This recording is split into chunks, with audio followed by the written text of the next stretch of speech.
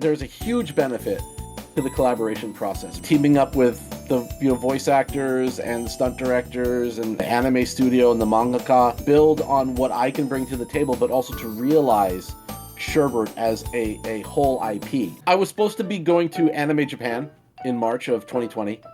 And it was canceled because of COVID. I had tickets and I went over there and Anime Japan was canceled.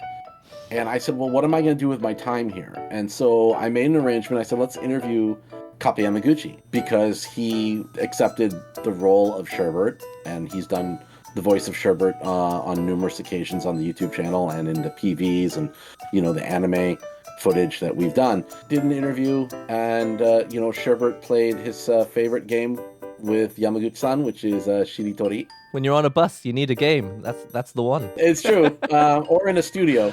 Or in a studio. I would have stayed, but I do have, family that needs me. It's difficult because we're doing everything remotely. That's why the internet is really important in this, this age.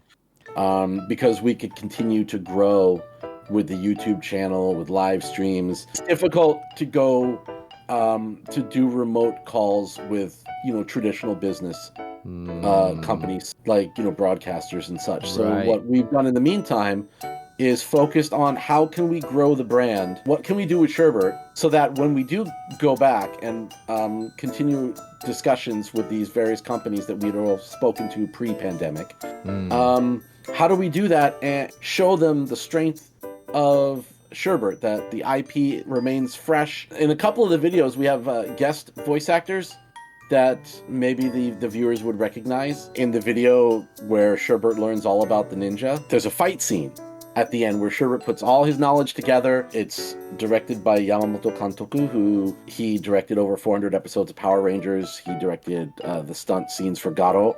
In the ninja one, we had Yoshitsugu Matsuoka as a guest star, and people would know him. He's Inosuke in Demon Slayer and Kirito in Sword Art Online. So you had Kappe Yamaguchi Sherbert fighting Yoshitsugu Matsuoka as the evil ninja.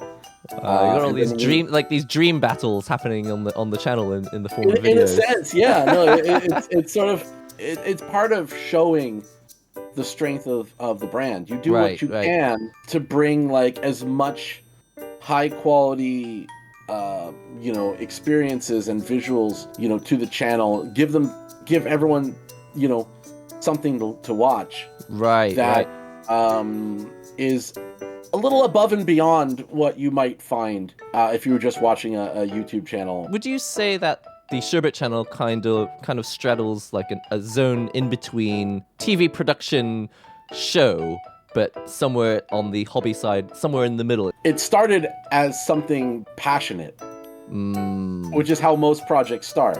You're passionate about something. If you're a creative, you want to express it. As a producer, writer, and voice actor, I don't draw.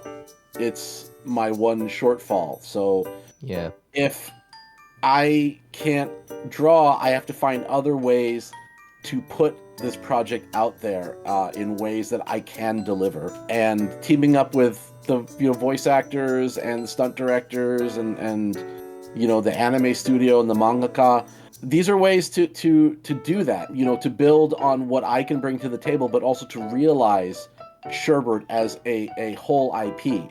There are no parts missing.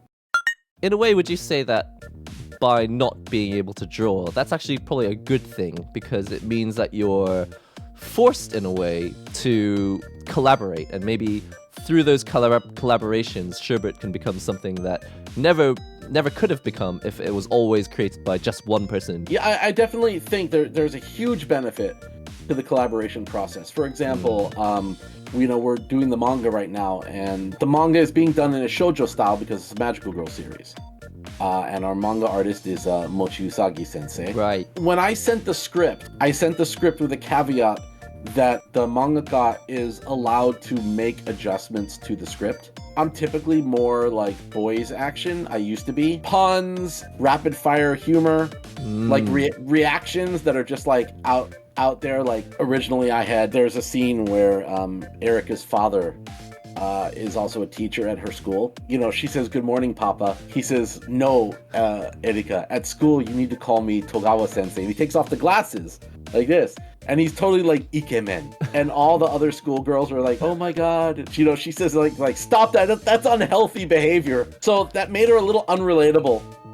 It's funny for adult readers, but for young readers, for girls, you know, in Japan, it was maybe a little too abrupt. And so she pulled it back a little bit and also changed Sherbert's introduction a little bit. He became a softer, more vulnerable character on the outset because it makes him more relatable. And I read, I was reviewing the Nemu. At first I was like, these changes, I'm confused.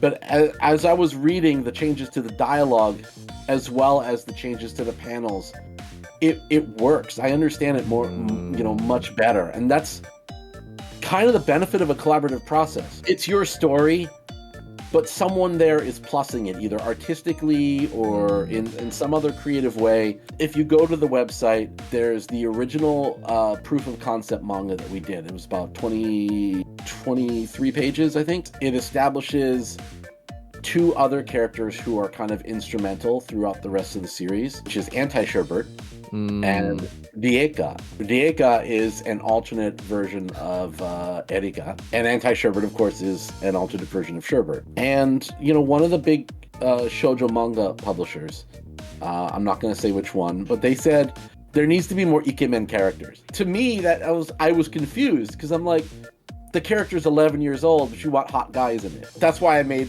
her dad hot when he takes off his glasses. Right. I was kind of taking a dig at that, but I also gave her, there's a character, another student at school, who is she has a crush on him. So I did kind of follow the advice while also taking a swipe at you know, the fact that here's a, you know, Magical Girl series needs more hot guys. One of the bigger challenges as an artist, whether you draw or whether you write, is when you need to pass it on to someone else, especially if it's doing an anime conversion. Like, at what point do you say it's okay, I will allow these changes, even though you're like, as a producer and as a creator, you want it to be a certain way? Most of the changes have been with my permission. They haven't been forced upon me. You know, I'm still in control of the intellectual property, in control of Sherbert, you know, for now. I know it's not going to stay that way. As more partners come on board, bigger partners, they're going to have control over what happens and what Sherbert does. You have Sherbert spread out across, you know, various mediums, and you know, live action and anime and manga and all that. I definitely think it helps because it shows how robust the source material is. The source material is, because there's just so much going on with Sherbert, and there's so many different aspects that there's a lot to absorb. It creates a sense that, you know, the storyline extends far beyond, you know, one manga or one anime. They go in different directions. You know, the YouTube channel doesn't necessarily follow the plot line of the anime, but is the basis for it. Would you recommend embracing so many different mediums in order to make like IPs kind of succeed? Or would you kind of say to like creators who are just starting out, like, don't jump into too many platforms at once? We tried that and that was really difficult. A lot of it was accidental, and it was like kind of a natural progression. So I can't really say that this is the target for anyone who wants to develop, you know, an IP from scratch. Or I would say, you know, put your work out there, be passionate about it. If you get to collaborate and you get to build more off of the IP, it's great. You know, as a creator as well, it's great to see your character translated into different medium. Like the first time I saw someone draw a manga version of Sherbert, that was really exciting to me. Exploit your characters and brands across different medium and see what clicks. as I understand it, you already have a way for like insiders on your Patreon to get more information. Are we doing the Patreon plug? Well, I wasn't gonna make it that obvious, but no, okay. Through the Patreon, we offer like exclusive merchandise and artwork during times where where we'd be in Japan. We would do these things like gift boxes, where the patrons would pick a theme, and then we would shop for that theme, and based on the level, they would get gifts. As we've gotten more Sherbert merchandise put together, it's kind of become this thing that we like to call Sherbert Crate. Sherbert merchandise, Japanese snacks and drinks, and so it's a mix of the the box service and then Sherbert. I will be so disappointed if my Sherbert crate arrives and Sherbert doesn't actually jump out of the crate. I'll be just so disappointed. I don't know. I mean, that's a really expensive. I think you'll have bigger problems with importing and exporting live creatures, even if they are virtual. But that's a funny story actually, because in order to do the What Are You Doing Sherbert videos, we had to ship the costume back to Japan. And so this actually happened. Sherbert actually did jump out of the box. No, well, he jumped out of the box and into Japan Customs seizure office. Surprise! Oh, who are you guys? Yeah, no, I mean the costume was made in Japan, but because the paperwork had not been, they weren't expecting the costume to be shipped back to Japan for any reason. So they tried to slap tariffs on it, and wouldn't release it until tariffs were paid. But he's from here. I know. It's funny. I worked briefly as a customs broker, and so I was familiar with the tariff codes. And so they wanted to charge a tariff where they were saying it was a costume, and there was a 25% tariff on the value that was put on the insurance. And I said, well, wait a minute. What if you classify it as an article of clothing made out of fake fur, which has a 5% tariff?